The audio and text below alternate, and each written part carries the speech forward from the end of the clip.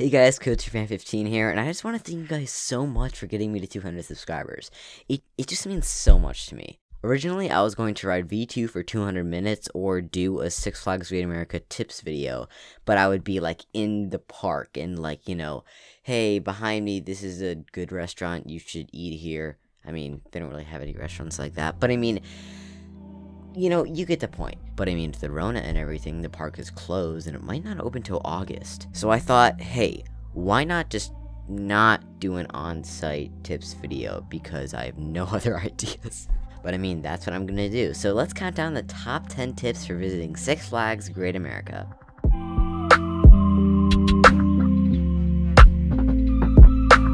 Six Flags Great America opens in April and goes until December. They typically open at 10 AM and close at 11 PM. I suggest going in June or August because you'll have good weather and the crowds will be okay. Just try your best not to go in July. If you have to because of a trip or something, that's fine, but just know that there will be heavier crowds. Avoid weekends at all costs because that's when most people go. Almost everything will have a wait time of at least an hour. I recommend going on any weekday, but preferably Tuesday, Wednesday, or Thursday. On these days you'll have lines, but not nearly to the extent of weekends. If you have to go on a weekend, then go on Sunday. But just do yourself a favor and go on weekdays.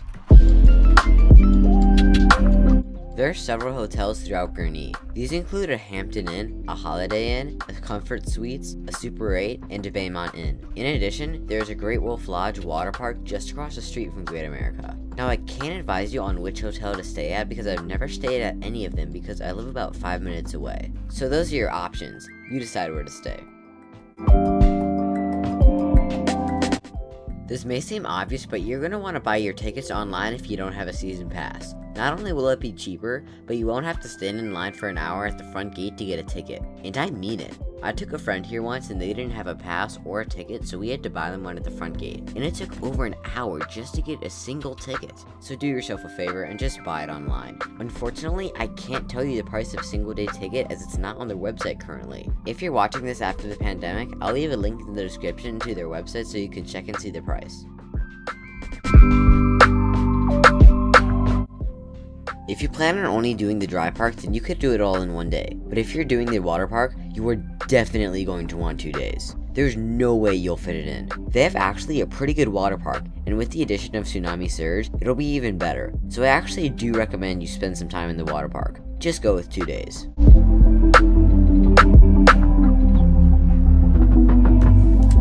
There are several Coke refill stations throughout the park. There is a regular one near X-Flight and one of those big red machines that I forgot the name of at the front of the park right next to the entrance of the Hometown Fun Machine. I never see these places with lines more than one person, so if you have a drink bottle, I highly recommend going there. And if you don't have a drink bottle, you should probably get one. You pay around $25 once, and you have unlimited drinks for the entire season.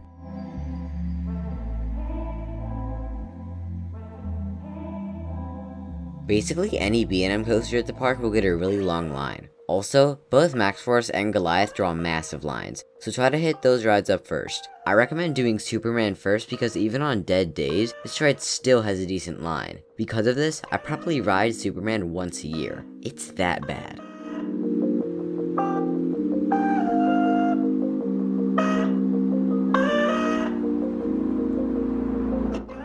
If you have a season pass, you have the ability to enter the water park directly from the parking lot. Typically, you have to go all the way to the Southwest Territory to do that. You can use this to your advantage. If you have a pass, you can enter the water park and go directly to the Southwest Territory and hit up Raging Bull and Viper first.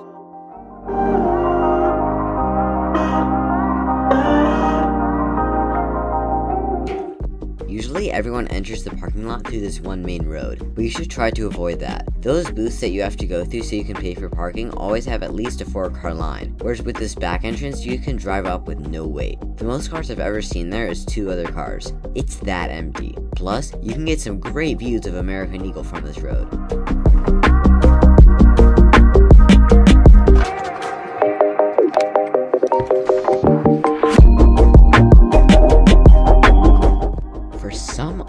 Reason, the security bag check thing always has a longer line on the right side. Everyone always goes to this one. It's so odd. When you go, do yourself a favor and go to the left of the Six Flags.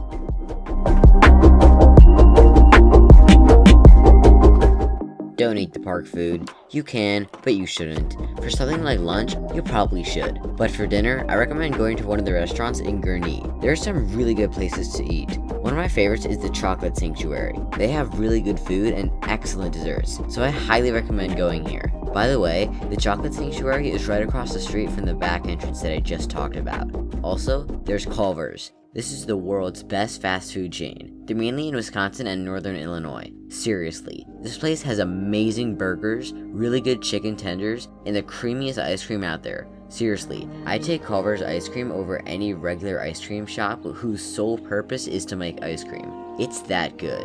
Anyway, there's also a Rainforest Cafe in Gurnee Mills, a giant mall across the highway from Great America. Thank you guys so much for watching and for getting me to 200 subscribers. Be sure to like the video and subscribe for more content just like this. See you guys in the next video. Goodbye.